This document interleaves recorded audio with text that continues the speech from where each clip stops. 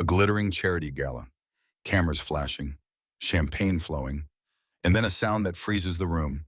A millionaire strikes his pregnant wife so hard she collapses, and 300 guests capture it all on video. What follows isn't just a scandal, it's an all-out war between power, truth, and the people brave enough to expose him. Two brothers step out of the shadows to defend her, and the fight they start will shake an empire built on lies. But here's the twist: the cameras only caught the beginning. What happened next will leave you speechless.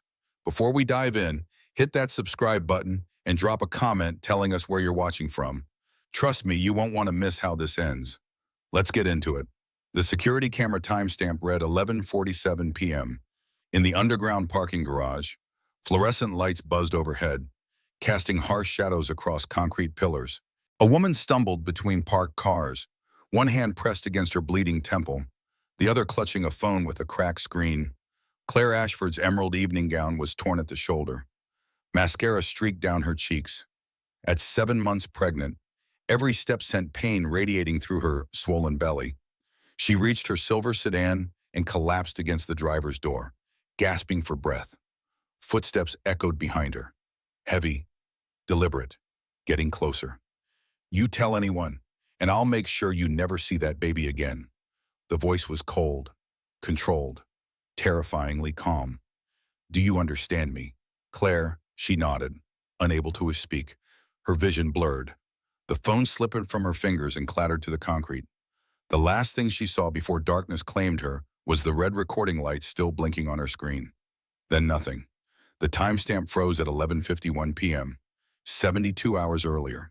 The Ashford Foundation's annual charity gala sparkled with old money and new ambition.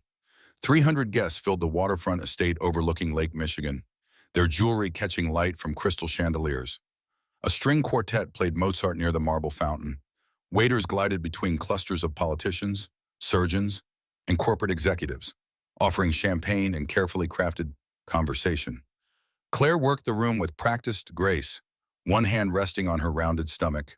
Her emerald gown had been tailored to perfection, elegant without being ostentatious. She smiled at a hospital board member, laughed at a donor's joke, and mentally calculated how close they were to the $2 million goal. Across the terrace, her husband held court with the mayor and 3 city councilmen. Bradley Ashford commanded attention effortlessly. At 38, he'd built a real estate empire from a single property renovation into a portfolio worth $300 million. His dark suit was custom tailored. His smile revealed perfect teeth. His handshake conveyed confidence without aggression. Everything about Bradley Ashford screamed success. Claire knew better. She'd learned to read the signs. The way his jaw tightened when someone disagreed with him. The precise angle of his head when he was calculating how to manipulate a conversation. The cold flicker in his eyes when he looked at her and saw not a wife, but a possession that had disappointed him. Tonight, that cold flicker had appeared the moment she'd mentioned the baby shower her friend was planning. "Mrs. Ashford, your work with the Children's Hospital is truly inspiring." The voice pulled Claire from her thoughts. She turned to find Rachel Donovan standing beside her, holding 2 champagne flutes.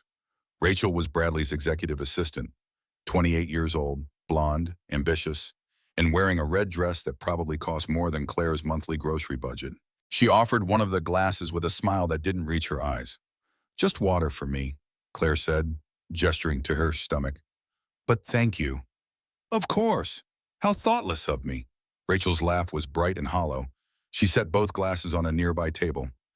"Bradley speaks so highly of your dedication to the cause. You must be exhausted, planning events like this while pregnant." Something in her tone felt wrong. Too familiar. Too knowing. "I enjoy the work," Claire said carefully. "I'm sure you do."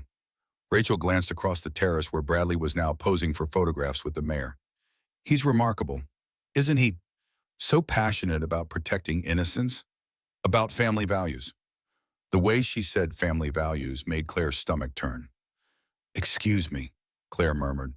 She headed toward the restroom, needing space to breathe, to think. The marble hallway was blessedly quiet after the noise of the party.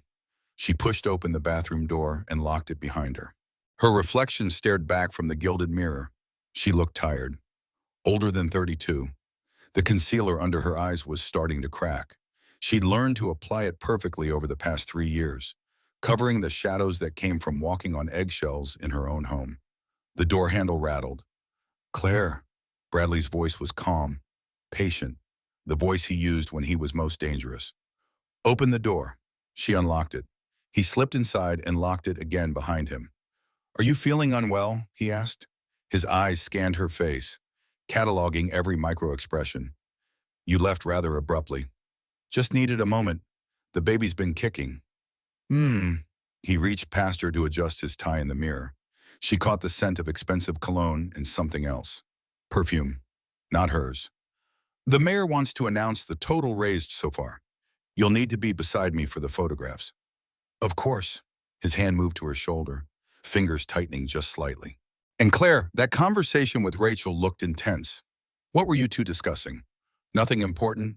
The event planning? Because Rachel mentioned you seemed upset. His grip increased pressure, not enough to bruise, but enough to send a clear message. I wouldn't want anyone to think there's tension in our perfect marriage. Not tonight, not when so many important people are watching. Claire met his eyes in the mirror. There's no tension. Good. He released her and smiled, the expression transforming his face into a mask of warmth. Let's go make this evening memorable. They returned to the terrace together, Bradley's arm wrapped around her waist in what looked like affection. His fingers dug into her side like talons. The mayor raised his glass. Ladies and gentlemen, thanks to your generous support and the tireless work of Bradley and Claire Ashford, I'm thrilled to announce we've raised $2.3 million for the Children's Hospital. Applause erupted. Cameras flashed. Bradley beamed and pulled Claire closer for the photographs. She smiled until her face ached. As the crowd dispersed, Claire caught Rachel watching them from across the terrace. The younger woman raised her champagne glass in a small, private toast. The gesture felt like a declaration of war. Claire's water broke 2 hours later. Not really, but that's what she would tell the police later, explaining why she'd interrupted Bradley's conversation with his biggest investors, why she'd grabbed his arm and said, too loudly, "We need to go to the hospital, now." The truth was simpler and more complicated. She'd seen Rachel's lipstick on Bradley's collar when he'd emerged from his study, seen the way Rachel had slipped out 30 seconds later, adjusting her dress. Claire had spent 3 years swallowing her pride, her anger, her self-respect. But standing there, 7 months pregnant with his child, watching him schmooze with men who'd write 6-figure checks while his mistress smirked from across the terrace. Something inside her finally cracked. "Bradley," she said, interrupting a discussion about municipal zoning laws. "We need to talk. Right now." Every man in the circle turned to look at her. Bradley's smile didn't waver, but his eyes went flat and cold. "Darling, I'm in the middle of an important conversation." "I don't care." The investors shifted uncomfortably. One cleared his throat. Another suddenly needed to refill his drink. Bradley's hand closed around her wrist. To anyone watching, it looked like a husband steadying his pregnant wife. Claire felt bones grinding together. "You're not feeling well, Mom," he said smoothly. "Let me help you to a chair. I'm feeling perfectly clear." She tried to pull away. His grip tightened until black spots danced in her vision. "Let go of me, Claire." His voice dropped to a whisper only she could hear. "Smile, or I will make you regret this for the rest of your life." She yanked her arm back hard. The champagne glass in her other hand flew from her grip, arcing through the air in what felt like slow motion. It shattered against the marble floor with a sound like a gunshot. Every conversation on the terrace stopped. 300 people turned to stare. Bradley's face remained calm. His hand rose in what looked like a gesture of concern. The slap came so fast that Claire didn't see it. She only felt the explosion of pain across her left cheek, the sudden loss of balance, the sickening moment of free fall before your temple struck the corner of the buffet table. Blood, warm and wet, trickling into her eye. Gasps. A woman screamed. Phone cameras rose like a field of fireflies. Everyone recording. Everyone watching. No one moving to help. Claire's hand went to her stomach. The baby kicked once, hard, as if to say, "I'm still here. Mom, keep fighting." She looked up at Bradley. He stared down at her with an expression she'd never seen before. Not anger, not fear, just cold calculation, already planning his next move. "Someone call an ambulance," he said. his voice perfectly steady. My wife slipped on the spilled champagne. She's hurt. The ambulance siren cut through the night air like a scream. Claire lay on the stretcher, an oxygen mask over her face, watching lights blur past the window. The paramedic pressed gauze against her temple while monitoring her vitals. Ma'am, can you tell me what happened? His voice was young, concerned. The name badge read Tyler Brennan. Claire stared at him. Tyler, her younger brother. She hadn't seen him in 6 months. Not since Bradley had started screening her calls. He'd grown a beard, cut his hair short, but those were still the same green eyes that used to make her laugh when they were kids. Tyler. Her voice came out cracked and small. Recognition flashed across his face. Claire, Jesus Christ, Claire, what happened to your face? I fell. Bullshit. He glanced toward the front of the ambulance where his partner was driving, then back to her. His hands were gentle as he examined the cut on her temple, but his jaw was tight with barely controlled rage. Did he do this? She couldn't answer. Admitting it out loud would make it real. Tyler's radio crackled. ETA 3 minutes to Mercy General. Patient stable. Possible concussion. Pregnant at 7 months. Send OB to meet us. The hospital was chaos controlled by routine. Nurses moved with efficient purpose. Machines beeped steady rhythms. Someone was crying in the next bay. The air smelled like disinfectant and fear. Dr. Robert Matthews, the attending physician, examined Claire with practiced hands. He was in his 50s, gray at the temples, with eyes that had seen too much to be surprised by anything. Mrs. Ashford, I'm going to be direct. This injury didn't come from a fall. The angle is wrong. He shone a penlight in her eyes. What really happened tonight? I told the paramedic I slipped. Your brother is very worried about you. Tyler needs to mind his own business. Dr. Matthews set down his penlight and pulled up a stool. I've been an ER doctor for 28 years. I know what domestic violence looks like. I also know that women in your situation often feel trapped, afraid, unable to ask for help. But I need you to understand something very important. Your baby's health is directly connected to yours. The stress alone can cause complications. And if you're injured again, I won't be. You can't know that. The curtain rustled. Detective Owen Marshall stepped into the bay, a tablet tucked under his arm.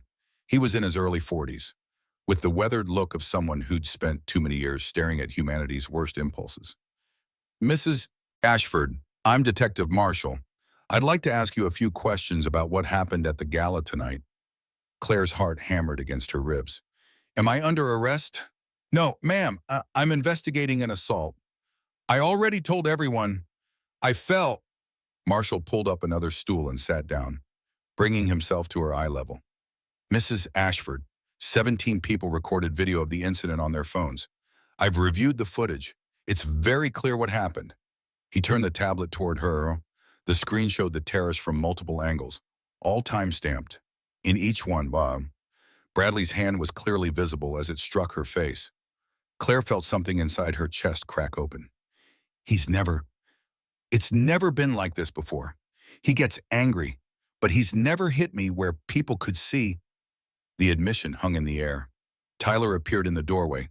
His face was white. Marcus is here. Marcus Brennan looked like he'd aged a decade since Claire had last seen him. Her older brother was 35 but could pass for 45. The war had carved lines into his face that had nothing to do with time. He'd come straight from a construction site, still wearing dusty jeans and a flannel shirt. He saw Claire on the hospital bed and stopped moving entirely. Just stood there, staring at the bruise blooming across her cheek. Marcus, she whispered. He crossed the space between them in 3 strides and gathered her into his arms, careful of her pregnant belly, careful of her injuries, but holding on like he might lose her if he let go. I'm sorry, Claire said. I'm so sorry, but for what? For being hurt, for surviving. His voice was rough. Don't you dare apologize for what he did. Detective Marshall cleared his throat. Mr. Brennan, I need to finish taking your sister's statement. Marcus released Claire but stayed close. She has nothing to say without a lawyer present. I'm not interrogating her. I'm trying to help. The system doesn't help women like Claire. It fails them, over and over again, until they're dead. Marshall's expression shifted. You're right, the system often fails. But I'm asking you to give us a chance to get it right this time. We have video evidence, we have witnesses, we have probable cause for arrest. If your sister is willing to press charges, we can take Bradley Ashford into custody tonight. Claire looked between the three men in her life, her brothers, who'd always protected her when they could, the detective, who seemed sincere but represented an institution that had disappointed her before. And somewhere beyond these walls, Bradley was probably already talking to his lawyer, already constructing his narrative. What happens if I say yes, she asked. We arrest him on assault charges. He goes before a judge for arraignment, probably tomorrow morning. Bail will be set. Given his resources, he'll likely post it, so he'll be free by tomorrow afternoon. Yes, but there will be a restraining order. He won't be allowed to contact you or come near you. Tyler spoke up. A piece of paper doesn't stop a bullet. No, Marshall admitted, but it's a start, and it creates a legal record. Right now, tonight, you have the power to make a choice that could save your life and your baby's life. Will you press charges against your husband? Claire thought about the lipstick on his collar, the years of casual cruelty, the way he'd looked at her on the terrace, like she was an inconvenience to be managed. The cold promise in his voice in the parking garage. You tell anyone, and I'll make sure you never see that baby again. She placed both hands on her stomach, feeling her daughter move beneath her palms. This baby deserved better than to be born into a house built on fear. Yes, Claire said. I'll press charges. Detective Marshall nodded once. I'll need you to sign a formal statement, and I'm going to recommend the judge issue an emergency protective order tonight. 2 hours later, Bradley Ashford was arrested at his penthouse downtown. The booking photo would later surface online, showing him in a designer suit, jaw clenched, eyes burning with cold fury. Claire didn't see it. She was being discharged from the hospital with strict instructions to rest, to avoid stress, to follow up with her obstetrician in the morning. Tyler drove her to Marcus's apartment in silence. It was a modest place, barely furnished, with the careful emptiness of someone who didn't want to get attached to material things. Marcus made up the couch with clean sheets while Tyler brewed decaf coffee. You can stay here as long as you need, Marcus said. We'll figure out the rest tomorrow. Claire lay down, exhaustion pulling at her like an undertow. Through the thin walls, she could hear her brothers talking in low voices in the kitchen. He's going to come after her, Tyler said. I know. The restraining order won't stop him. I know that too. So what do we do? A long pause. Then Marcus's voice, harder than she'd ever heard it. We protect her, whatever it takes. Claire closed her eyes and felt tears slide down her temples. For the first time in 3 years, she wasn't alone in her fear. For the first time, she'd told the truth out loud, but she also knew, deep in her bones, that this was only the beginning. Bradley didn't lose. He didn't accept defeat. He would come for her with everything he had, and when he did, the real nightmare would begin. The courthouse smelled like old wood and recycled air. Claire sat in the third row of benches, flanked by her brothers. She'd chosen her clothes carefully that morning, a simple navy dress, minimal makeup, her hair pulled back in a bun. She wanted to look responsible, truthful, and most importantly, not like the hysterical hormonal woman Bradley's lawyer would try to paint her as. Across the aisle, Bradley sat with Nathan Cross, the most expensive defense attorney in Illinois. Cross was 45, silver-haired, and known for getting wealthy clients acquitted of everything from fraud to manslaughter. He wore a suit that probably cost more than Marcus's truck. Bradley had changed since the arrest. He looked thinner, more haggard, with dark circles under his eyes. The perfect mask had slipped, but when he glanced back at Claire, his expression was pure calculation. All rise, the Honorable Judge Helena Reeves presiding. Everyone stood. Judge Reeves swept into the courtroom, her black robe billowing. She was 55, with steel gray hair and a reputation for being tough but fair. What Claire didn't know was that Reeves had accepted $300,000 in campaign contributions from the Ashford Family Foundation during her last election. Be seated. We're here for the arraignment and bail hearing of Bradley James Ashford, charged with aggravated assault and domestic battery. Mr. Cross, how does your client plead? Nathan Cross stood smoothly. Not guilty, Your Honor, and we're requesting immediate release on recognizance.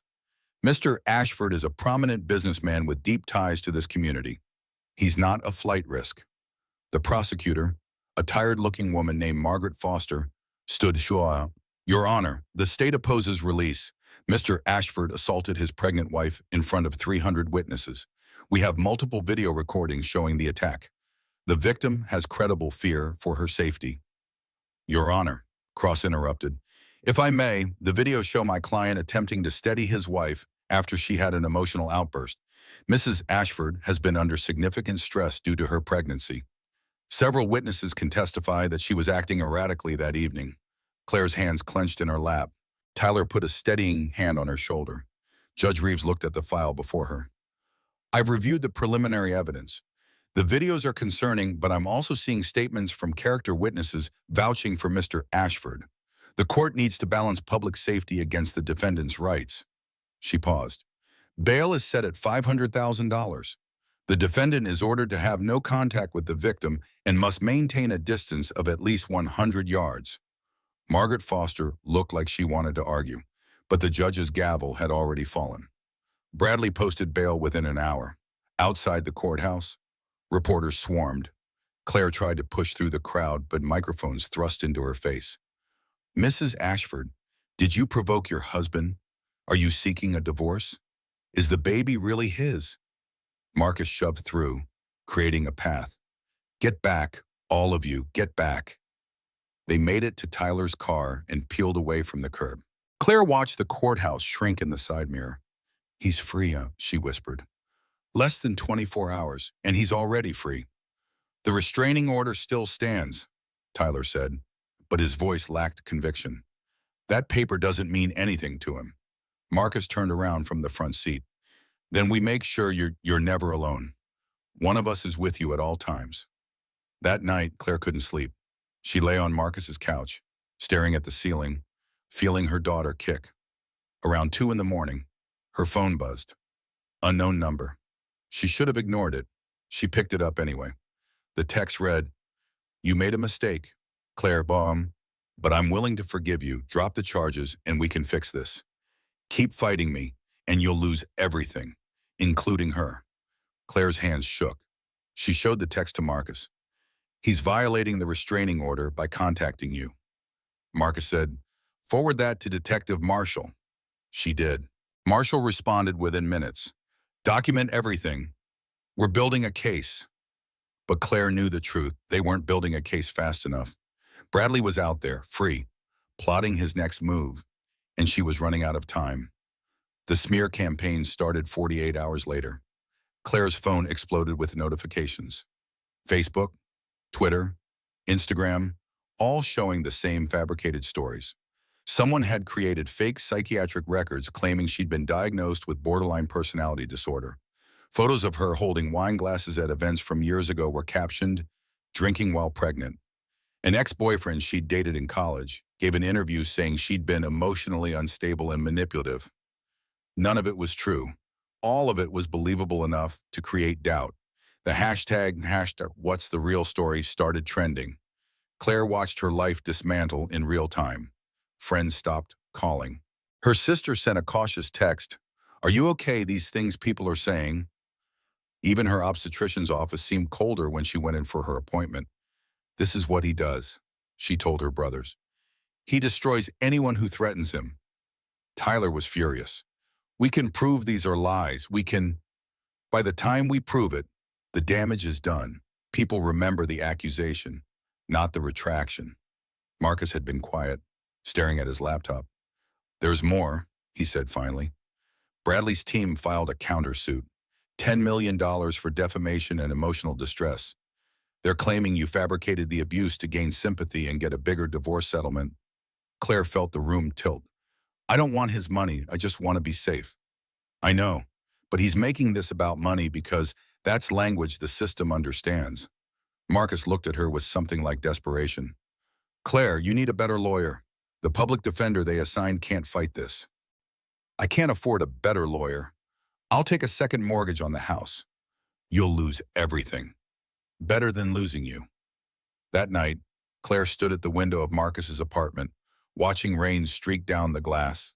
Somewhere out there, Bradley was sitting in his penthouse, drinking expensive scotch, confident in his inevitable victory. She placed a hand on her stomach. "I'm sorry," she whispered to her daughter. "I'm so sorry for bringing you into this mess." The baby kicked back, hard, as if to say, "Don't you dare give up." But Claire could feel herself breaking. The system she'd trusted to protect her had granted bail to her abuser. Public opinion was turning against her. Her savings were almost gone. And Bradley had an army of lawyers preparing to destroy her in court. How do you fight a man who owns everything? Including the truth. Emma Gallagher had been Bradley Ashford's housekeeper for 2 years. She was 26, putting herself through nursing school, and desperately needed the $15 an hour Bradley paid her under the table. She'd seen things in that penthouse, heard things, photographed things on her phone, just in case. Now she sat across from Detective Marshall in a coffee shop, hands wrapped around a cup she wasn't drinking. "I should have said something sooner," Emma whispered. "But he made me sign papers. Legal papers saying I'd never talk about anything I saw in his house. He paid me $50,000 to keep quiet." Marshall leaned forward. "Emma, I need you to understand something. An NDA can't legally prevent you from reporting a crime. You're protected. You don't know what he's capable of. His last wife—" She stopped herself. "His last wife, what?" Emma pulled out her phone with shaking hands. "Victoria Ashford. They were married for 5 years before Claire. Everyone thinks she just left him, moved away, wanted privacy. But I found hospital records in his office when I was cleaning. Victoria didn't leave. She's in a psychiatric facility, committed involuntarily." Marshall went very still. "Do you have proof? Photos of the documents and more?" She swiped through her phone. "This is from 18 months ago. Claire had a black eye. Bradley told everyone she walked into a door. This is 3 months ago. Bruises on her arms. This is 6 weeks ago. She was crying in the bathroom. I recorded the audio through the door. He was screaming at her, calling her worthless, saying he'd take the baby and make sure she never saw it again. Each image, each audio file, was another nail in Bradley's carefully constructed coffin. Why come forward now?" Marshall asked gently. Emma's eyes filled with tears. "Because I have 2 daughters. They're 3 and 5. And yesterday, my oldest asked me why the pretty lady on TV looked so sad. She was talking about Claire.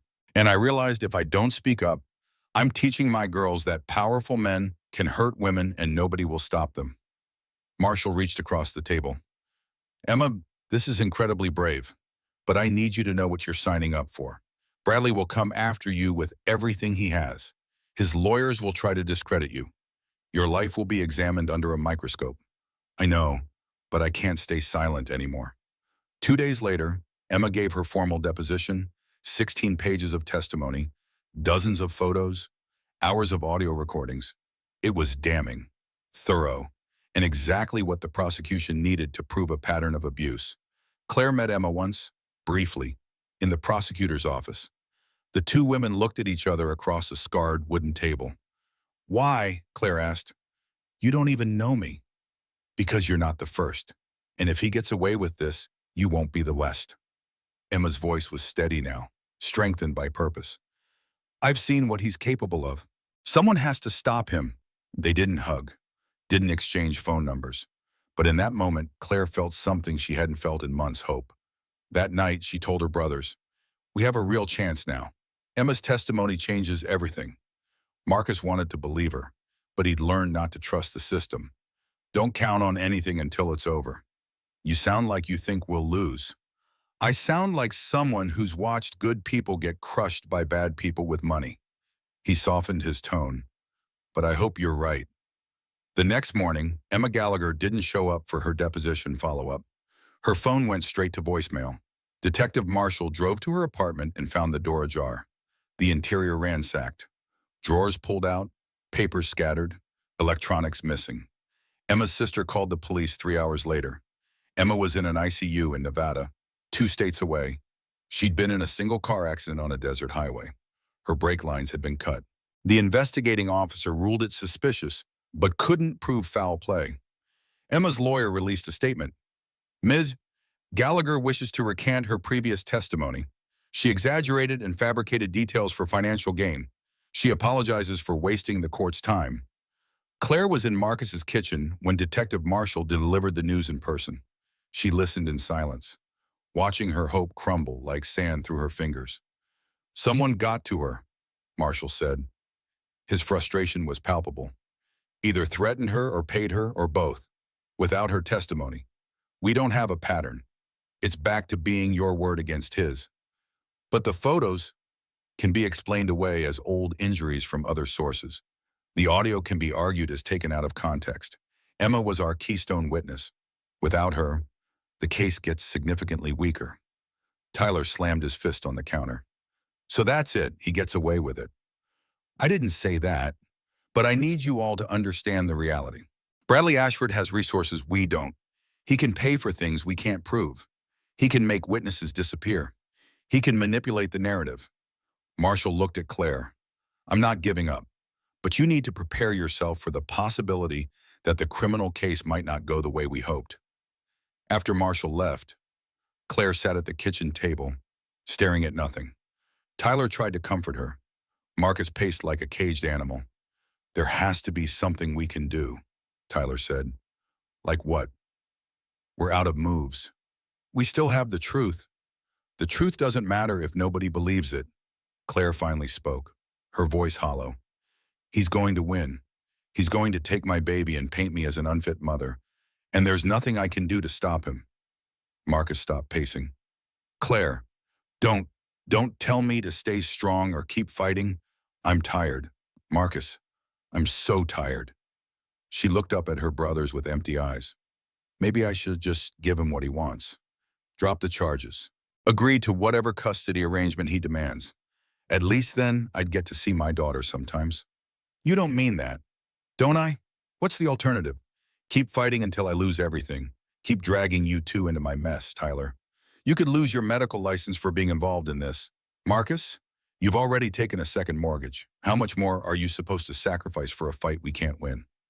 The silence that followed was suffocating. Finally, Tyler said quietly, you taught me something when we were kids. Remember when Dad left and Mom fell apart? You were 16. You held our family together. You told me that giving up was easy, but surviving took courage. You said we were Brennans, and Brennans don't quit. Claire's eyes filled with tears. I was a kid. I didn't know anything. You knew enough to save us. Now let us save you. Marcus knelt beside her chair. We're not giving up, Claire, and neither are you. Not yet. But later that night, alone in the dark, Claire pulled a bottle of pills from her purse. Sleeping medication the doctor had prescribed for anxiety. She counted them out on the coffee table. 23 little white tablets, enough to make everything stop hurting. She thought about her daughter, growing inside her, thought about the life this baby would have, torn between two homes, used as a weapon in her parents' war, thought about the years of court battles ahead, the custody fights, the supervised visitations, the constant fear. Maybe the kindest thing would be to end it now, before her daughter had to live in that world. Claire picked up the first pill. The apartment door opened. Tyler stood in the doorway, still in his paramedic uniform, coming off a late shift. He saw the pills, saw her face, crossed the room in 2 strides and knocked the bottle from her hand. No, he said fiercely. Don't you fucking dare. Tyler, I see this every shift. People who give up. People who think death is easier than living. And you know what? They're wrong. It's not easier. It's just permanent. His voice cracked. You don't get to quit. Claire, you don't get to leave me and Marcus and that baby who's counting on you to fight for her. Claire collapsed into his arms, sobbing. All the fear and exhaustion and despair poured out of her in great, wrenching gasps. Tyler held her until the storm passed. Then he gathered up every pill, flushed them down the toilet, and sat with her until dawn broke through the windows. We'll find another way, he promised. I don't know how yet, but we will. Claire wanted to believe him, but belief required hope, and hope had become the most dangerous thing she could allow herself to feel. Marcus Brennan had killed 11 people during his 2 tours in Iraq, none of them in situations the military would later investigate.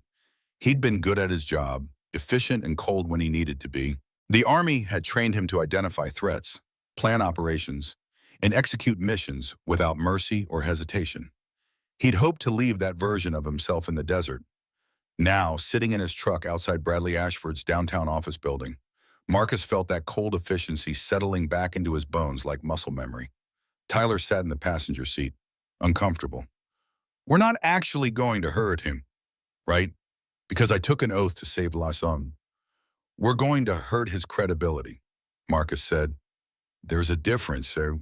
Is there, because the look on your face right now is the same one you had in your service photos?" Marcus ignored that. He'd been watching Bradley's routine for a week. The man was predictable, arrived at the office at 7, left at 6, stopped at the gym 3 times a week. Most importantly, he met with his lawyer every Thursday at the same downtown restaurant. "The system failed Claire," Marcus said. "So we're done playing by the system's rules. What exactly are you proposing?" "Bradley stays free because he controls the narrative. He has money, lawyers, connections, but he's also arrogant. He thinks he's untouchable. That's his weakness." "I'm not following." Marcus pulled out a burner phone. "We can't trust the police. Judge Reeves is in his pocket. The media will twist anything we say. But we can document the truth ourselves and make sure it goes viral before his lawyers can suppress it." "How?" "By making him confess on camera." Tyler stared at his brother. "You want to catfish him into admitting he hurt Claire?" "Not him, her." Marcus showed Tyler a profile on his phone, a fake social media account for an investment journalist researching successful entrepreneurs. Young, attractive, professional. Rachel Donovan is Bradley's weak point. She's ambitious, bitter that he hasn't left Claire yet. And if we're patient, she'll talk. That's entrapment. Entrapment is when law enforcement tricks someone. We're civilians documenting a story. Completely legal. Tyler rubbed his face. "This feels wrong. So does watching our sister consider suicide. Pick your poison." Over the next 2 weeks, Tyler played his role. He messaged Rachel Donovan through the fake profile, asked thoughtful questions about her career, complimented her insights on real estate markets. He was patient, friendly, never pushy. Rachel responded. She was lonely in the way people in affairs often are eager for attention from someone who didn't judge her choices. 3 weeks in, Tyler asked if she'd be interested in being interviewed for an article about women in male-dominated industries. Rachel agreed to meet for coffee. She showed up overdressed and nervous. Tyler's fake persona put her at ease, asking softball questions about her background, her goals. Then, carefully, he steered the conversation toward Bradley. "Your boss has been in the news lately. Must be stressful." Rachel's smile turned brittle. "Bradley's going through a difficult time. The assault charges. That situation is complicated. His wife is very unstable." Tyler set his phone on the table, screen up, as if casually checking for messages. The voice recorder app was running. "Do you think the charges have merit?" he asked. Rachel leaned in, voice dropping. "Between us, Claire is manipulative. She knew exactly what she was doing when she caused that scene at the gala. She wanted attention, wanted to make Bradley look bad. So you don't think he hit her?" "Oh, he hit her, but she provoked him. And honestly," Rachel laughed, sharp and ugly, "she's not the first wife he's hit. Victoria was the same way. Dramatic, unstable. That's why she ended up institutionalized." Tyler kept his expression neutral, but his hand clenched under the table. "Victoria Ashford, I thought she just left. That's what everyone thinks. Bradley's good at managing his image. But Victoria started threatening to go public about their marriage. So he had her committed, paid off the right doctors, filed the right paperwork. She's been in a psychiatric facility in Montana for 3 years. That seems extreme." Rachel shrugged. "Bradley doesn't do anything halfway. When he decides to handle a problem, he handles it completely. That's why he's so successful." "Is Claire going to end up the same way?" "Probably, Zion. Once the baby's born, he'll petition for sole custody on grounds of mental instability. Between his lawyers and his connections, he'll get it. Then Claire can either shut up and disappear, or he'll have her committed too." Tyler's stomach turned. "And you're okay with that?" "It's not my business, but her voice wavered slightly. Bradley promised me that once this is settled, we'll get married. We've already picked out names for when we have children together. Tyler let the silence stretch, giving Rachel space to hear her own words. She fidgeted with her coffee cup. You're not going to use any of this, right? This was all off the record. Of course, Tyler lied smoothly. Background information only. He walked away with 43 minutes of recorded audio in which Bradley Ashford's mistress casually described conspiracy to commit fraud, witness intimidation, and plans to institutionalize Claire against her will. Marcus was less subtle. While Tyler worked the social engineering angle, Marcus handled the physical evidence. Bradley's lake house was 60 miles outside the city, surrounded by woods, visited only on weekends. The security system was sophisticated but not designed to stop someone with military training. Marcus broke in on a Tuesday night, wearing gloves, using tools that left no marks. He planted 4 micro cameras in the study, bedroom, and living room. High definition, motion activated, streaming to a cloud server that couldn't be traced back to him. Then he waited. Bradley visited the lake house that Friday, bringing Nathan Cross with him. The cameras captured everything. The 2 men sat in the study, drinking bourbon, speaking freely because they believed they were alone and safe. Emma Gallagher won't be a problem anymore, Nathan said. She's terrified and discredited. Even if she tries to testify again, her credibility is destroyed. Good. What about Claire's brothers? Marcus Brennan is the dangerous one. He has PTSD, history of violence. I'm working on getting ammunition to have him arrested on weapons charges. We plant evidence in his apartment, anonymous tip to police. He's gone for 3 to 5 years minimum. Bradley swirled his bourbon.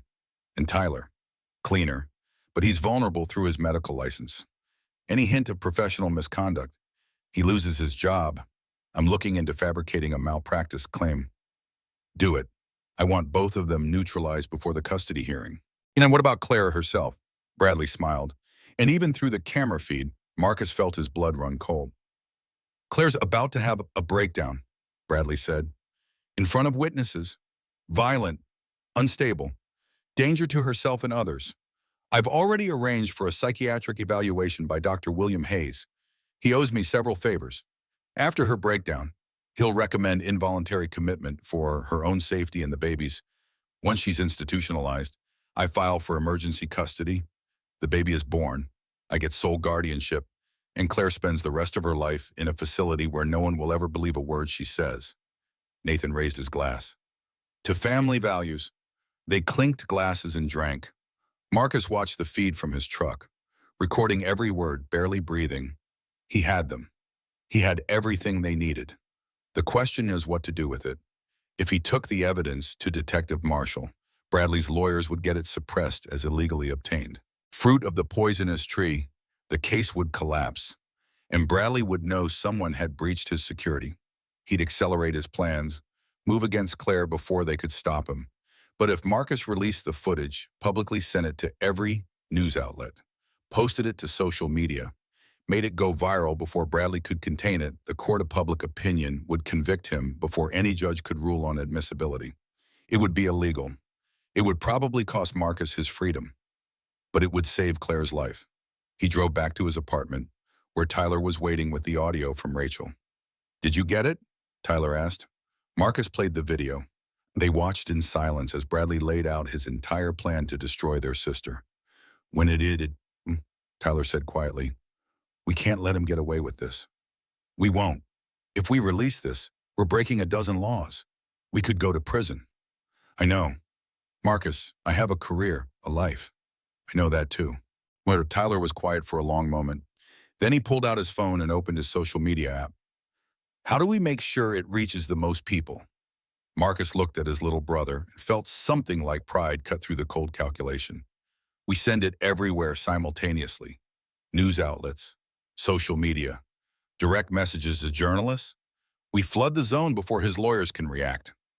Once it's out there, it can't be suppressed. Tonight, before he can move against Claire, they spent 3 hours preparing. Marcus edited the footage, cutting it down to the most damning clips. Tyler wrote a summary, laying out the timeline of abuse and manipulation. They created anonymous accounts, built distribution lists, timed everything to go live simultaneously. At 11 p.m., they pressed send. The files uploaded to YouTube, Twitter, Facebook, Instagram, TikTok. They sent links to the Tribune, the Sun-Times, national news networks, investigative journalists who covered corruption and abuse. Within 20 minutes, the first shares started appearing. Within an hour, hashtag Ashford Confession was trending nationally. By midnight, every major news outlet was covering it. Marcus sat back and watched the world wake up to Bradley Ashford's true nature. His phone buzzed constantly with notifications. The video views climbed into the hundreds of thousands, then millions. Tyler looked sick. We just ended his life. No, we just stopped him from ending Claire's. But Marcus knew what this would cost them. The evidence was illegally obtained. They'd broken into private property, recorded conversations without consent, potentially violated a dozen federal statutes. Bradley would survive this. Men like him always found a way, but he'd be damaged, weakened, vulnerable. And in that vulnerability, Claire might finally have a chance at justice. Or they'd all go down together in flames. Marcus honestly didn't know which outcome was more likely. He just knew they'd run out of legal options. And sometimes the only choice left was to break the rules that were designed to protect predators. He called Claire. Turn on the news. Marcus, what did you do? What we had to watch. On every channel, the same footage played Bradley Ashford, drink in hand, casually planning to institutionalize his wife and frame her brothers. Claire's voice was barely a whisper. Oh my God. It's over, Marcus said. He can't hide anymore. But even as he said it, he wondered if he was right, or if they'd just started a war they couldn't possibly win. The video hit 10 million views by sunrise. Bradley Ashford woke to find his face plastered across every news network. His voice played on loop. His private conversation dissected by legal analysts and social media commentators. His phone was dead. Not from lack of battery, but because his team had taken it away, desperate to prevent him from doing more damage. Nathan Cross sat across from him in the penthouse, looking like he'd aged 10 years overnight. We have a serious problem. Fix it. Bradley's voice was flat. I can't fix this. The recording is everywhere. I've filed takedown notices. But for every copy we suppress, 50 more appear. Twitter won't suspend the accounts sharing it because they're claiming public interest. YouTube is citing journalistic freedom. We're losing the narrative battle. Then we change the narrative. How they have you on tape planning to institutionalize your wife and frame her brothers. Bradley stood and walked to the window. The city spread below him, indifferent to his crisis. The recording is illegal. It was obtained without my consent on my private property. It's inadmissible in court. You're right, but this isn't about court anymore. The FBI opened an investigation this morning. Judicial corruption, conspiracy to commit fraud, witness tampering. Judge Reeves is being questioned about her campaign contributions from your foundation. The district attorney is reviewing every case you've been involved in for the past 5 years. Bradley's reflection in the window looked haunted. What about the custody case? Postponed indefinitely. No judge will touch it while you're under federal investigation. And honestly, Nathan set down his briefcase. I need to tell you that I'm withdrawing as your counsel. Bradley turned slowly. You're abandoning me. I'm protecting my license. What you discussed in that recording implicates me in criminal conspiracy. If I continue representing you, I'm opening myself to prosecution. I'm sorry. Bradley, you need to find new representation. After Nathan left, Bradley sat alone in his penthouse, watching his empire crumble on live television. The Tribune ran a front-page story, real estate mogul's dark secret abuse, manipulation, corruption. The mayor issued a statement distancing himself from the Ashford Foundation. The hospital board of directors called an emergency meeting to discuss removing Bradley's name from the children's wing. His company's stock dropped 32% in morning trading. And everywhere, on every platform, people shared the video with comments like, "This is what abusers sound like when they think no one's listening." Rachel Donovan was at her apartment when Detective Marshall knocked on her door. She'd spent the night crying, deleting social media accounts, trying to disappear from the internet. Ms. Donovan, I need you to come to the station and answer some questions. I don't have to talk to you. You're right, But I should inform you that the state's attorney is reviewing charges for conspiracy and accessory to witness tampering. Cooperating now might be the difference between probation and prison time. Rachel grabbed her coat. At the station, Marshall played her own recorded words back to her, the audio Tyler had captured, where she'd casually described Bradley's plans to institutionalize Claire. "I was just talking," Rachel said weakly. "I didn't know anything for sure. You said, and I quote, Bradley's good at managing his image. He had Victoria committed. You described specific plans to obtain custody through fraud. That's conspiracy. Miss Donovan. I want a lawyer. Smart choice." But the damage was done.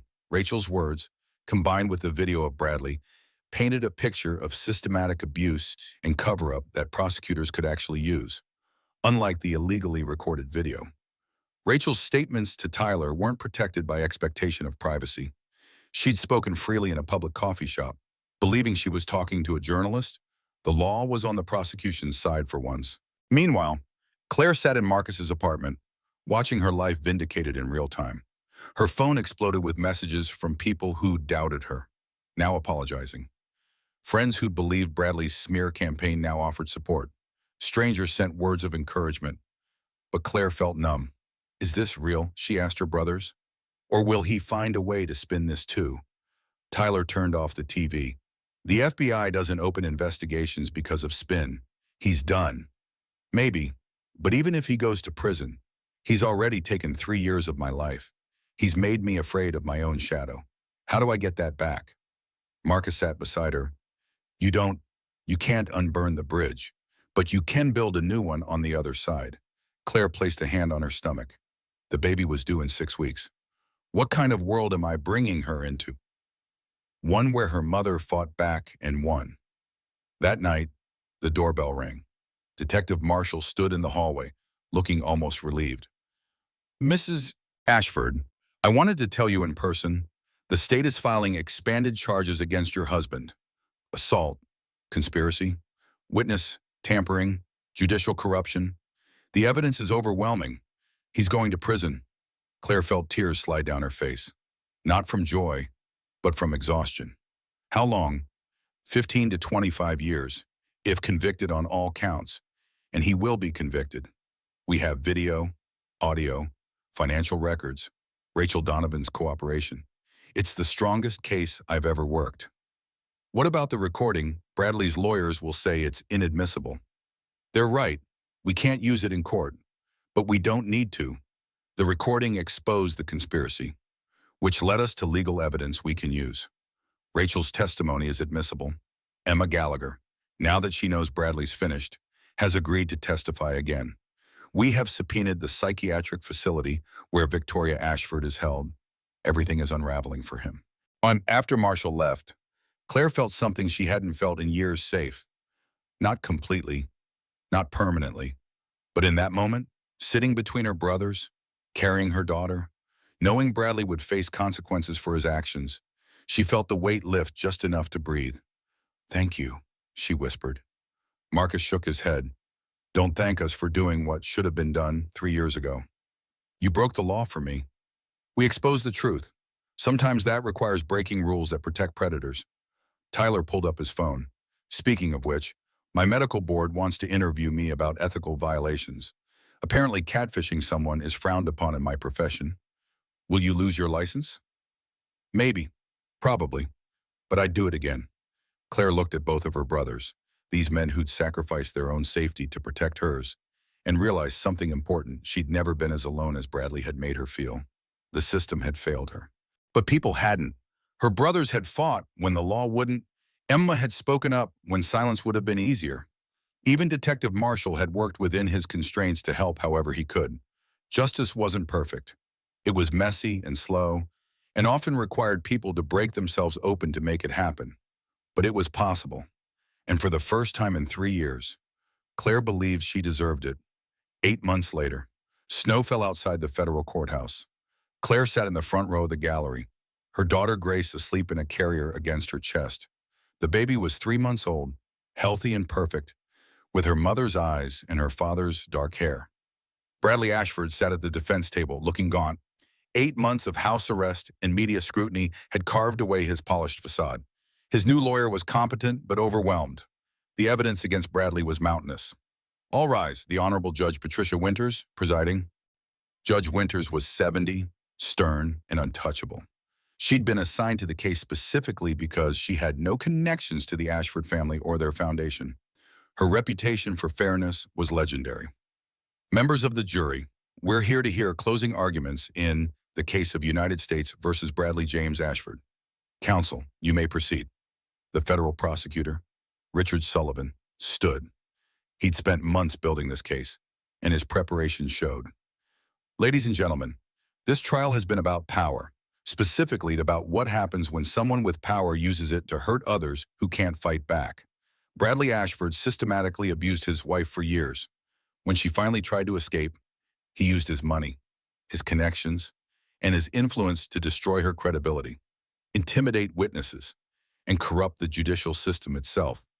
Sullivan walked the jury through the evidence, photos of Claire's injuries, medical records, Emma Gallagher's testimony about previous incidents, financial documents showing bribes paid to Judge Reeves, Rachel Donovan's detailed account of Bradley's plans to institutionalize Claire. The defense wants you to believe this was a private marital dispute that got out of hand, but the evidence shows a calculated pattern of abuse and manipulation. Bradley Ashford thought he was above the law. Your verdict will prove him wrong. The defense attorney did his best, arguing that Claire had exaggerated the abuse, that the financial improprieties were accounting errors, that Rachel was a bitter ex-lover with an axe to grind. But no one in the courtroom believed him, not after months of testimony, not after seeing video of Claire collapsing on the terrace, not after hearing Emma describe finding Claire unconscious in the bathroom with Bradley standing over her. The jury deliberated for 4 hours. Claire spent that time in the courthouse cafeteria, feeding Grace, trying not to hope too hard. Marcus and Tyler sat with her, silent support. Whatever happens, Claire said, I want you both to know you gave me my life back. The jury's going to convict, Tyler said. They have to. Juries are unpredictable. Wealthy white men have a way of avoiding consequences. Marcus's phone buzzed. They're coming back. The courtroom filled quickly. Reporters, victims' advocates, curious observers who'd followed the trial online. Claire held Grace tighter as the jury filed in. Judge Winters looked at the foreman. Has the jury reached a verdict? We have, Your Honor. On the count of aggravated assault, how do you find guilty? Bradley's face went white. On the count of conspiracy to commit fraud, guilty. On the count of witness tampering, guilty. On the count of judicial bribery, guilty. The foreman continued through all 17 counts. Guilty, guilty, guilty. Bradley sat frozen, his carefully constructed world disintegrating with each word. Judge Winters set sentencing for 2 weeks later. Bradley was remanded to custody immediately. Marshals approached the defense table. For the first time, Bradley looked back at Claire. She met his eyes steadily. Holding their daughter, she didn't smile, didn't gloat, just looked at him with something like pity. He'd had everything, if dear home, and he'd destroyed it all because he couldn't let go of control. The marshals led him away in handcuffs. Outside the courthouse, reporters swarmed. Claire made a brief statement, reading from notes Tyler had helped her prepare. Today, justice was served. But I want to be clear, this verdict doesn't undo the years of abuse. It doesn't erase the fear. What it does is send a message that power and money can't protect you from the consequences of your actions. To anyone living in an abusive situation, you are not alone. There are people who will believe you. There are systems that can help. Please reach out. Please survive. Please know that you deserve better. She didn't take questions, just walked away, surrounded by her brothers, carrying her daughter toward a future that finally felt possible. Sentencing day arrived with gray skies and cold wind. The courtroom was packed again. Victims' advocates filled 2 rows. Claire sat front and center, Grace in her carrier, now big enough to smile at strangers. Judge Winters reviewed the pre-sentencing report in silence. Then she looked at Bradley. Mr. Ashford, you had every advantage in life. Wealth, education, opportunity. You used those advantages not to help others, but to harm them. You systematically abused your wife. You corrupted our judicial system. You intimidated witnesses. You attempted to have an innocent woman institutionalized so you could steal her child. I've presided over criminal trials for 40 years, and I have rarely seen such calculated cruelty. Bradley stood, his lawyer beside him. Your Honor, if I may address the court, you may not. You had months to show remorse. You showed none. Instead, you continued to claim victimhood, to blame your wife for your actions. Even now, you show no understanding of the harm you've caused. She opened the sentencing guidelines. On the federal charges, the recommended sentence is 12 to 15 years. However, given the aggravating factors, the abuse of power, the corruption of public officials, the endangerment of an unborn child, I'm imposing the maximum sentence, 22 years in federal prison, followed by 3 years supervised release. You will serve at least 85% before being eligible for parole. A collective gasp went through the courtroom. 22 years. Bradley would be 60 years old before he tasted freedom again. Additionally, Judge Winters continued, I'm issuing a permanent restraining order. You are to have no contact with Claire Ashford or her daughter. No letters, no phone calls, no third-party messages. If you violate this order, I will add contempt charges. Do you understand? Bradley's voice was barely audible. Yes, Your Honor. The marshals led him away. This time, he didn't look back. Claire felt tears slide down her face. Not from sadness, but from a release of pressure she'd been carrying for so long, she'd forgotten what it felt like to breathe normally. Tyler hugged her. Marcus rested a hand on Grace's head. It's over, he said softly. It's really over. That night, Claire stood at the window of her new apartment, a modest place. Nothing like the penthouse she'd shared with Bradley, but hers in a way that mattered. Grace slept in the nursery. Her brothers had gone home after helping her celebrate with takeout pizza and sparkling cider. She looked out at the city lights and thought about the woman she'd been 3 years ago. Young, naive, believing love could change a broken man. She'd paid for that belief with blood and fear, and years of her life she'd never get back.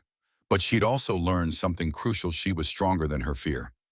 The system had failed her at first, but when people with courage stepped up, her brothers, Emma, Detective Marshall, even strangers on the internet who'd shared her story, the system had eventually worked. Imperfectly, slowly, at great cost. But it had worked. Claire pulled out her phone and opened her email. 3 organizations dedicated to helping domestic violence survivors had reached out, asking if she'd be willing to speak publicly about her experience. 6 months ago, the thought would have terrified her. Now, looking at her sleeping daughter, thinking about all the women still trapped in situations like hers, Claire felt something surprising: hope. Not hope that the world was perfect, but hope that maybe, by sharing her story, she could help one person find the courage to escape, to fight, to survive. She typed a response, yes, I'm ready to help. Then she closed her laptop, checked on Grace one more time, and went to sleep in a bed where she felt safe. For the first time in years, she didn't dream of Bradley's hands around her throat. She dreamed of Grace growing up strong and fearless, never knowing the weight of a man's violence. And when she woke in the morning, the sun was shining, and her daughter was smiling, and the future felt like something she could actually reach out and touch. Justice hadn't healed everything, but it had given her space to start healing herself. And sometimes that was enough. The community center smelled like coffee and fresh paint. Claire stood backstage, listening to the murmur of voices in the auditorium. 300 people had come to hear her speak tonight: survivors, advocates, law enforcement, social workers. The turnout was larger than expected. Grace was with Marcus tonight, probably eating too much ice cream and staying up past her bedtime. At 3 years old, she was confident, curious, and completely unafraid of the world. She didn't remember the man in prison who shared her DNA. She called Marcus Uncle Trouble and Tyler Uncle Silly. She knew her daddy was away. That was enough for now. The difficult conversations would come later. Mrs. Ashford, you're on in 2 minutes. The volunteer coordinator smiled nervously. There's quite a crowd out there. I know, I'm ready. Claire walked onto the stage. The lights were bright. The faces in the audience varied, some hopeful, some skeptical, some carrying the particular exhaustion that comes from fighting battles that seem unwinnable. She adjusted the microphone and began without preamble. 3 years ago, my husband beat me unconscious at a charity gala in front of 300 people. It took 18 months for him to face consequences. Tonight, I want to talk about why the system failed, how it eventually worked, and what we can do better. For the next 45 minutes, Claire told her story. Not just the dramatic moments, the slap, the trial, the verdict, but the grinding, awful middle, the bail hearing that freed her abuser, the smear campaign that made people doubt her sanity, the witness who recanted after being terrorized, the moment she'd considered ending her own life because survival seemed impossible. "I'm not telling you this for sympathy, Meba," she said. "I'm telling you because someone in this room right now is living through something similar. And I need you to hear this. The system is not designed to protect you quickly. It's designed to protect the accused's rights, which often means your safety comes second. That's not fair. That's not right, but it's reality. So we have to be strategic." She outlined the lessons she'd learned. Document everything. Photos, recordings, journals. Build a network of support before you need it. Understand that leaving is often the most dangerous moment. Know that legal protection is imperfect, but still worth pursuing. And here's the hardest truth. Sometimes the system won't save you in time. Sometimes you need people willing to break rules to expose the truth. My brothers did that for me. They risked their freedom to save my life. Tyler lost his medical license for 6 months pending ethics review. Marcus still faces occasional scrutiny for his methods. But I'm alive because they refused to let the system's limitations become my death sentence. The audience was silent, rapt. I'm not advocating for vigilante justice. I'm saying that when institutions fail, ordinary people have to step up. Be the person who believes the victim. Be the person who documents evidence. Be the person who refuses to look away. That's how we change the culture that enables abuse.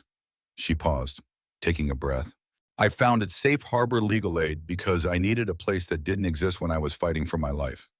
We provide free legal support, safety planning, and advocacy for domestic violence survivors. We work within the system, but we also push back when the system fails. We're not perfect, but we're here. After her speech, Claire stood in the lobby answering questions.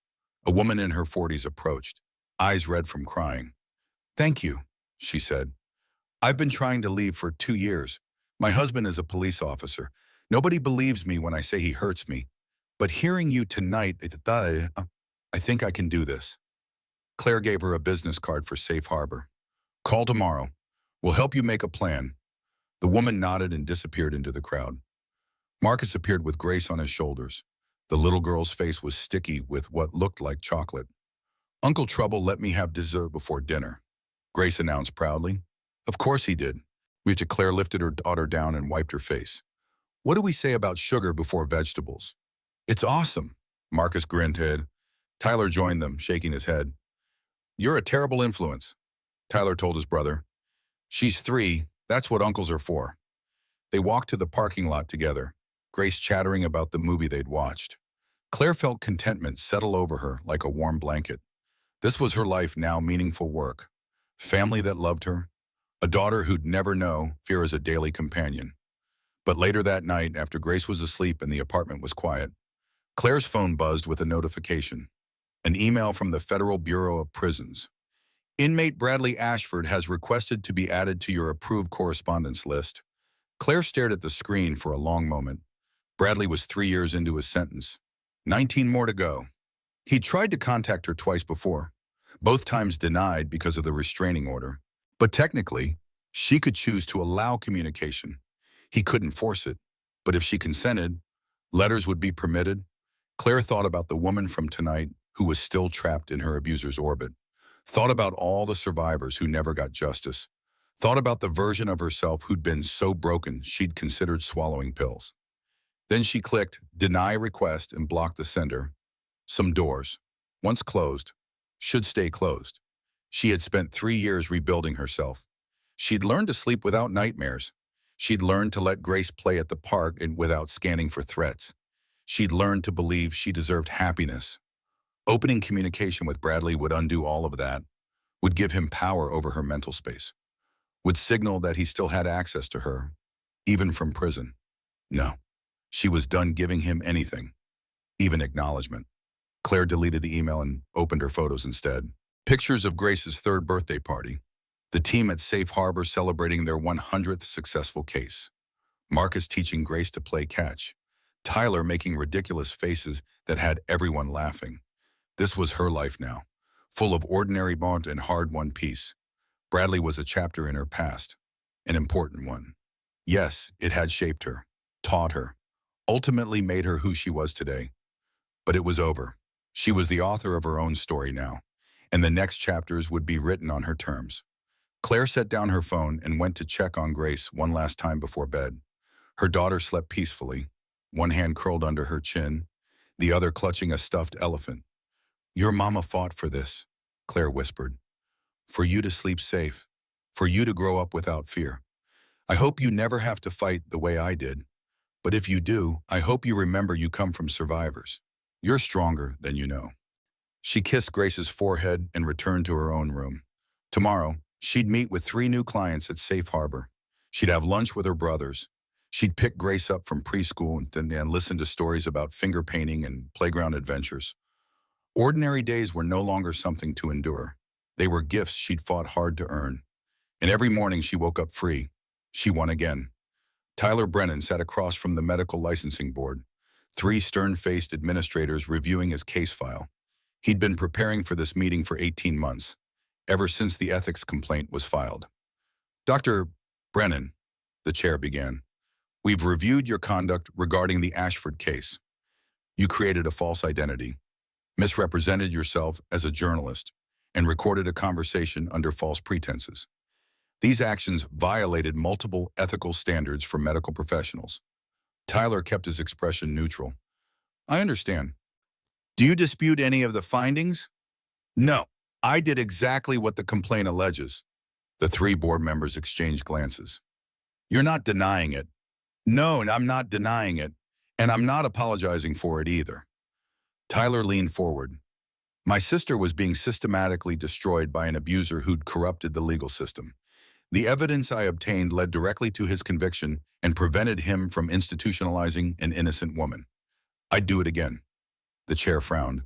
"Medical ethics aren't situational. Dr. Brennan, you can't claim the ends justify the means." "Can I? Because the alternative was letting my sister or be locked away while her abuser went free. So yes, I broke your rules, but I saved a life. Which matters more to you?" The room went silent. Finally, the chair spoke. "The board recognizes the extraordinary circumstances of your case. We also recognize the significant public good that resulted from your actions. However, we cannot simply ignore ethical violations." She paused. "Your medical license is suspended for 6 months, effective immediately.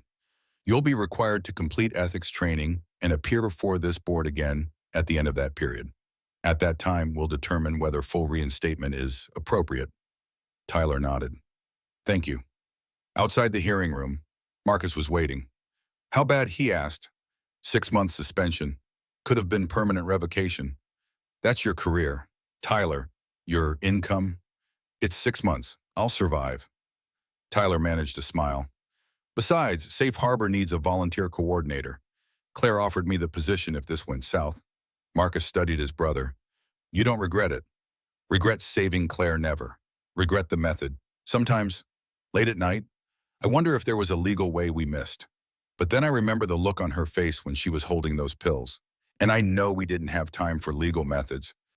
They walked to Marcus's truck in silence. "You ever hear back from the DA about the breaking and entering?" Tyler asked. "No charges filed. Technically, the evidence was illegally obtained. But since it wasn't used directly in court, and since it led to legitimate evidence, they gave me a pass." Marcus climbed into the driver's seat. "But I'm on a list now. I can feel it. Cops watch me differently, like they're waiting for me to step wrong." "Is that paranoia or PTSD talking?" "Probably both." Marcus started the engine. "The therapist Claire found me says I have unresolved trauma from Iraq that got triggered by the Ashford situation. Apparently breaking into people's houses and conducting surveillance reminds my brain of special operations, which reminds my brain of people trying to kill me." "Are the sessions helping?" "I don't wake up at 3 a.m. checking windows anymore. So yeah, they're helping." They drove through the city, past the building where Bradley's company used to have its headquarters. New management had taken over, rebranded, tried to distance themselves from their founder's crimes, but everyone still called it the Ashford Building, the name sticky with scandal. "You think he's suffering in prison?" Tyler asked. "I hope so. But guys like Bradley usually find a way to make prison work for them, probably running card games or leveraging his business knowledge. Sociopaths adapt. Think he'll come after Claire when he gets out." Marcus's hands tightened on the steering wheel. "He'll be 71 years old if he serves his full sentence. But yeah, I think he'll try. Men like that don't let go. They can't. That's why I'm making sure Claire knows how to protect herself long term. You taught her to shoot, and to recognize surveillance, and to vary her routine, and to trust her instincts when something feels wrong." Marcus glanced at his brother. "She thinks I'm being paranoid, but I saw what he's capable of. I'm not taking chances." They pulled up outside Safe Harbor's office. Claire had chosen a building in a diverse neighborhood, accessible by public transit, with childcare available on site.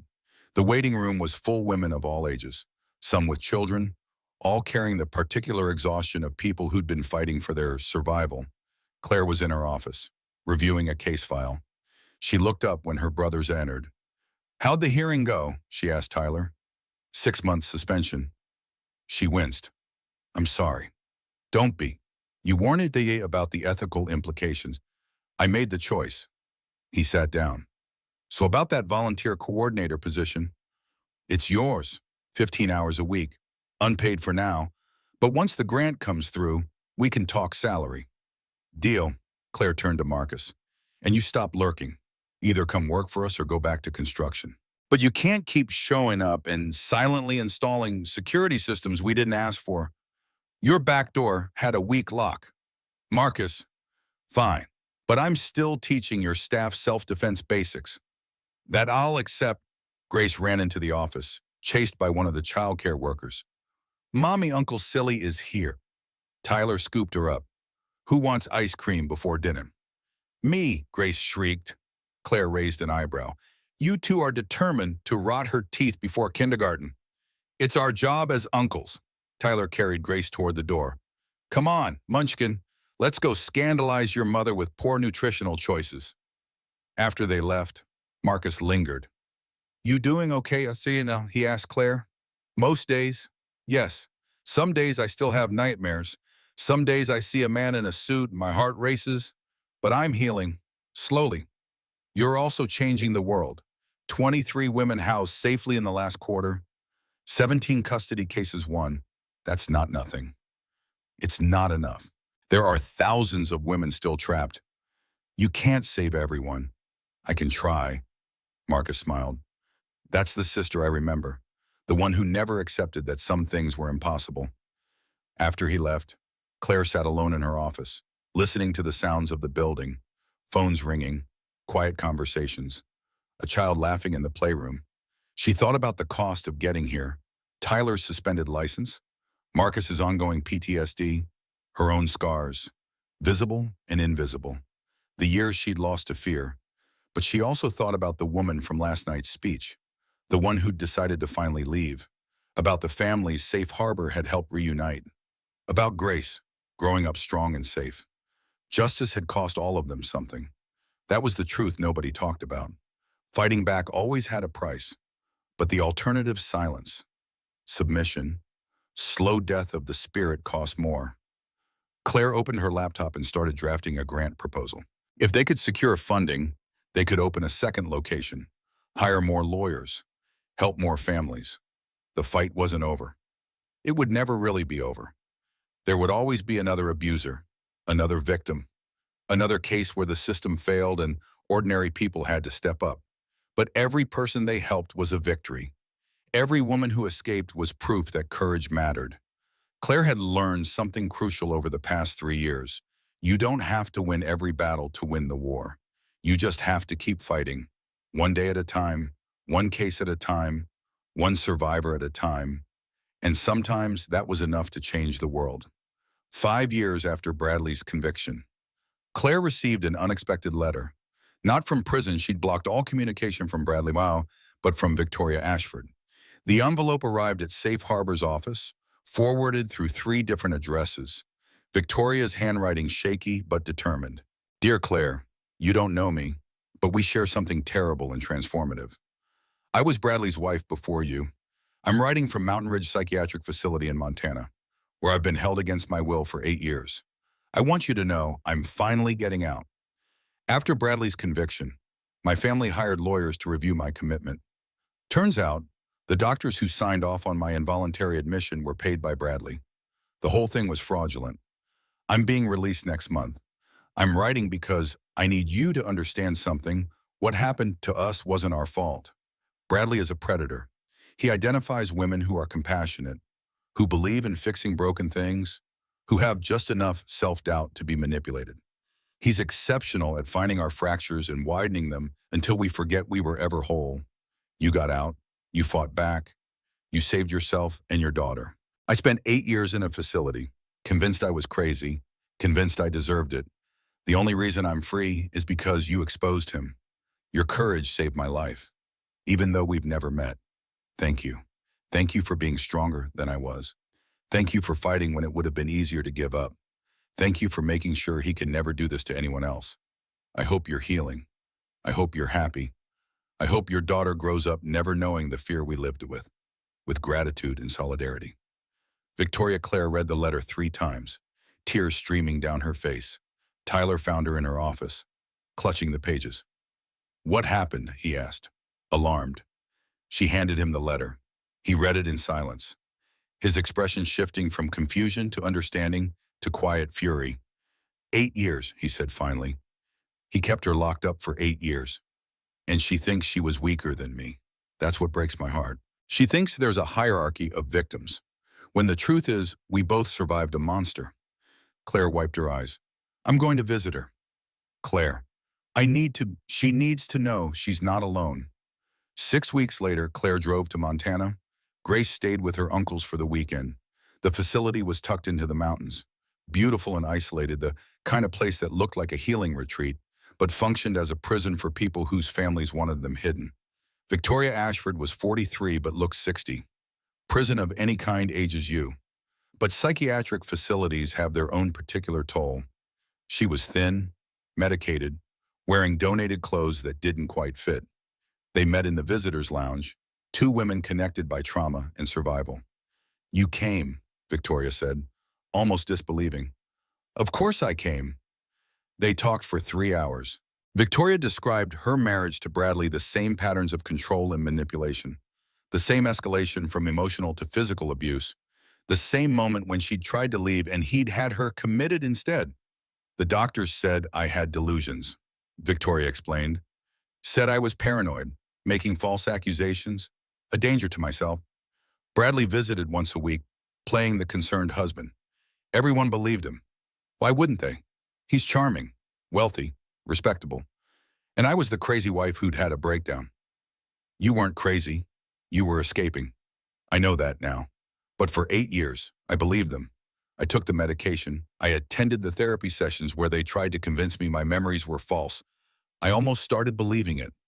Victoria's hands shook. If you hadn't exposed him, I'd still be here. I'd die here. Claire reached across the table and took Victoria's hand. You survived. That's what matters. You survived. And now you're getting out. And you get to build a new life. I don't know how to build a life anymore. I'm 43. I've been institutionalized for 8 years. I have no job, no savings, no recent work history. Where do I even start?